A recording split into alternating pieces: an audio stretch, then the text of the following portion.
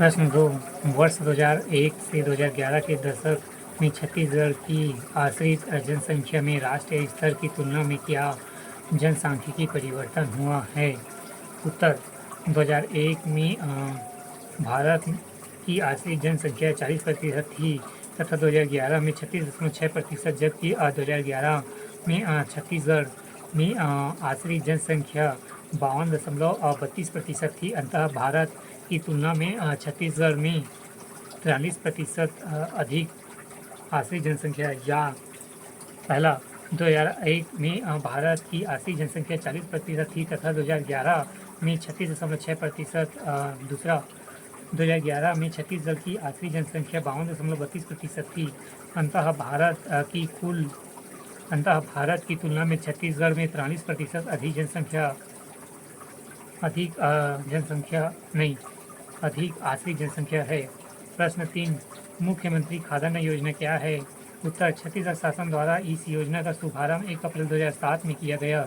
इस योजना के अंतर्गत APL एवं BPL कार्ड धारक को हमेशा ₹1 और ₹2 में 35 किलोग्राम चावल प्रदान किया जा रहा है। वर्तमान व्यवस्था के तहत 35 किलो चावल ₹1 प्रति 5 सदस्य परिवार, 5 से अतिरिक्त 7 प्लस 7 किलो अतिरिक्त व 5 किलो गेहूँ, 2 किलो शक्कर, केरोसिन भी दिया जा रहा है।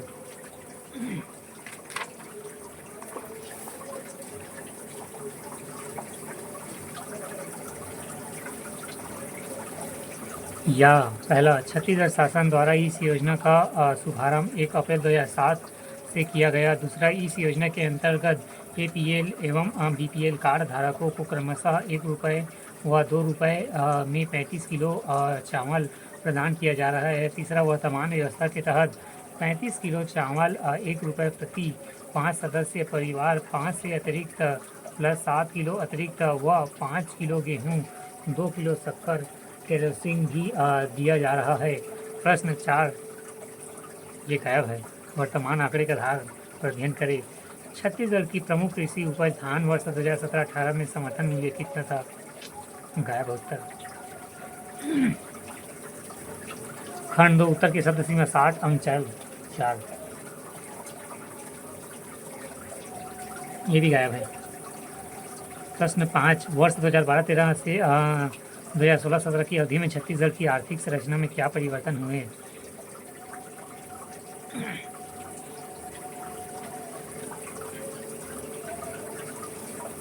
प्रश्न 6, छत्तीसगढ़ में एकीकृत बाल विकास सेवा परियोजना के अंतर्गत हितग्राहियों को कौन कौन सी सेवाएं प्रदान होती है? उत्तर, छत्तीसगढ़ में एकीकृत बाल विकास सेवा परियोजना की शुरुआत 2 अक्टूबर 1975 को किया गया, जिसका मुख्य उद्देश्य कुपोषण, शिशु मृत्यु दर, मातृ मृत्यु दर के स्तर में कमी लाना तथा माताओं की क्षमता का विकास करना है, जिससे हितग्राहियों को निम्न सेवाएं प्राप्त है। पहला, टीकाकरण आंगनबाड़ी केंद्र परिसर के समस्त गर्भवती महिलाएं, किशोर बालिकाएं व 0 से 6 वर्ष के समस्त बच्चे। दूसरा, स्वास्थ्य जांच आंगनबाड़ी केंद्र परिक्षेत्र की समस्त गर्भवती महिलाएं, धात्री माताएं, 0 से 6 वर्ष तक के बच्चे तथा किशोरी बालिकाएं। तीसरा, संदर्भ सेवाएं आंगनबाड़ी केंद्र परिक्षेत्र में 0 से 6 वर्ष तक के गंभीर कुपोषित बच्चे, खतरे में लक्षण वाली गर्भवती महिलाएं एवं शिशुवती माताएं। चौथा, पूरा पोषण आंगनबाड़ी केंद्र परिक्षेत्र के समस्त गर्भवती महिलाएं, शिशुवती माताएं, 6 माह से 6 वर्ष के बच्चे। पाँचवा, स्वस्थ पोषण आंगनबाड़ी केंद्र परिक्षेत्र की समस्त 15 से 45 वर्ष की महिलाएं, गर्भवती महिलाएं, धात्री माताएं एवं शिक्षक किशोरी बालिकाएं। छठवां, शाला पूर्व आंगनबाड़ी केंद्र परिक्षेत्र की समस्त 3 से 6 वर्ष के बच्चे।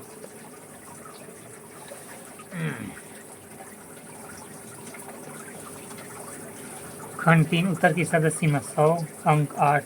प्रश्न 7, छत्तीसगढ़ राज्य के राजस्व प्राप्तियों की प्रवृत्ति का विश्लेषण वर्ष 2012-13 से 2016-17 की अवधि में कीजिए। इसके अंतर्गत कर राजस्व, गैर कर राजस्व, केंद्रीय करों में राज्य का अंश एवं केंद्रीय सहायता अनुदान के संदर्भ में विश्लेषण कीजिए।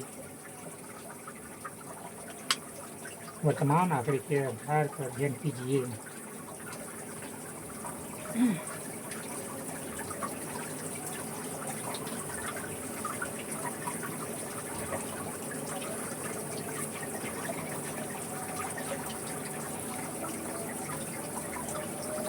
प्रश्न 4 उत्तर की शब्द सीमा 250 अंक 20। प्रश्न 8 ग्रामीण विकास की अवधारणा क्या है, स्पष्ट कीजिए। उत्तर ग्रामीण विकास का अर्थ लोगों के आर्थिक सुधार और बड़ा सामाजिक बदलाव लाना दोनों ही है। ग्रामीण विकास कार्यक्रमों में लोगों की बढ़ी हुई भागीदारी, योजनाओं का विकेंद्रीकरण, भूमि सुधारों का बेहतर तरीके से लागू करना, ऋण की आसान उपलब्धि करवाकर लोगों के जीवन को बेहतर बनाने का लक्ष्य होता है। ग्रामीण विकास में निम्नलिखित अवधारणाओं का समावेश। पहला, ग्रामीण क्षेत्र में बुनियादी ढांचागत सुविधाओं का प्रावधान, पीने के पानी के साथ स्कूलों का संचालन, स्वास्थ्य सुविधाएं, सड़क, विद्युतीकरण आदि। दूसरा, ग्रामीण क्षेत्रों में कृषि उत्पादकता में सुधार। तीसरा, सामाजिक आर्थिक विकास के लिए स्वास्थ्य और शिक्षा जैसे सामाजिक सेवाओं का प्रावधान। चौथा, ग्रामीण क्षेत्र में रोजगार उपलब्ध कराने, कृषि उत्पादकता बढ़ाने के साथ ग्रामीण उद्योगों को बढ़ावा देने के लिए योजना लागू करना। पांचवा, गरीब रेखा के नीचे रहने वाले व्यक्तिगत परिवारों को स्व सहायता समूह के माध्यम से क्रेडिट और सब्सिडी के द्वारा उत्पादक संसाधन उपलब्ध कराने के लिए सहायता। ग्रामीण अर्थव्यवस्था के विकास के लिए स्वास्थ्य एवं शिक्षा, पानी तथा साफ सफाई, पशु चिकित्सा सेवाओं सहित सहकारिता आवश्यक है। विशेष रूप से उदारीकरण, निजीकरण और वैश्विक के युग के इस प्रकार ग्रामीण विकास एवं गरीब उन्मूलन के लिए एकीकृत अवधारणा है। किसी भी अर्थतंत्र की प्रगति के लिए ग्रामीण विकास महत्वपूर्ण माना जाता है।